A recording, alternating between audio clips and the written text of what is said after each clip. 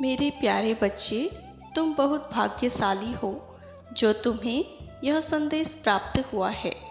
यह संदेश सिर्फ भाग्यशाली लोगों को ही मिलेगा।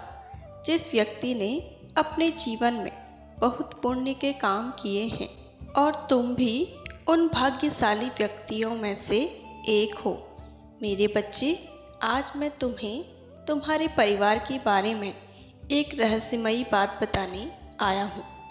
मैं तुम्हें कुछ अनुभव दूंगा जिसे तुम्हें समझना होगा, क्योंकि यह तुम्हारे परिवार के लिए बहुत आवश्यक है।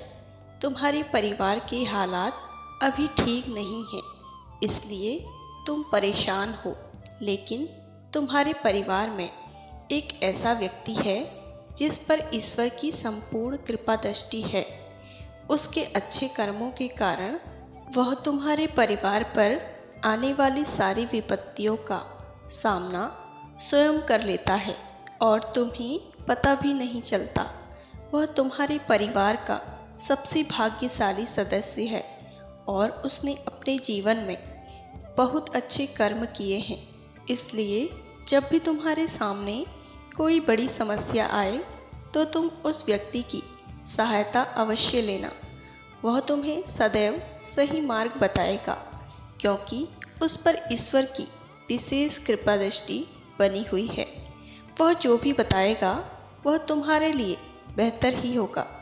उसे भली भांति से पता है कि तुम्हारे लिए क्या सही है और क्या गलत है। एक प्रकार से यूँ समझ लो कि मैंने ही उसे तुम्हारे लिए भेजा है, इसलिए उसकी दी हुई सलाह तुम्हारे लिए फलदायी होगी।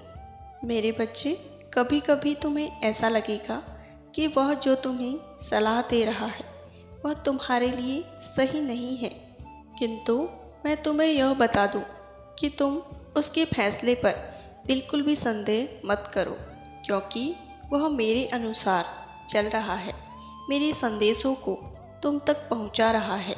यदि तुम उसकी बात नहीं सुन रहे हो तो इसका सीधा अर्थ यह होगा कि तुम ईश्वर के फैसले पर संदेह कर रहे हो। मेरे बच्चे, यह भूल कभी मत करना। वह तुम्हें जो भी मार्ग बताएगा वो सब मेरी ही कृपा से होगा, क्योंकि वह मेरा प्रिय भक्त है।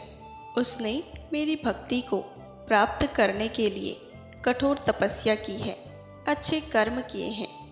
उसके इन्हीं कर्मों के चलते उससे प्रसन्न होकर मैंने उस पर अपनी कृपा दृष्टि बनाई है और उसे अपने भक्त के रूप में चुना है, क्योंकि उसका मन बहुत साफ है और हृदय दया से भरा हुआ है।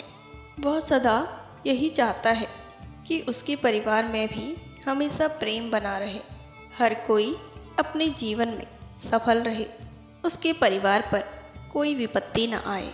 और यदि उसके परिवार पर कोई विपत्ति आती है तो वह स्वयं पर ले लेता है और किसी को उसका आभास तक नहीं होने देता कि वह कितनी बड़ी विपत्ति का सामना कर रहा है। वह तुम्हारे सामने अपने आप को कठोर हृदय का दिखाता है, किंतु वो बहुत ही दया भाव वाला व्यक्ति है। इसलिए तुम कभी उसका निरादर नहीं करना, और जो तुम्हें अपने जीवन में खुशी और सफलताएं मिल रही हैं वो सब उसके अच्छे कर्मों के कारण ही मिल रही हैं। इसलिए उसका आदर सम्मान करो, तभी तुम्हारा कल्याण होगा। खुश रहो।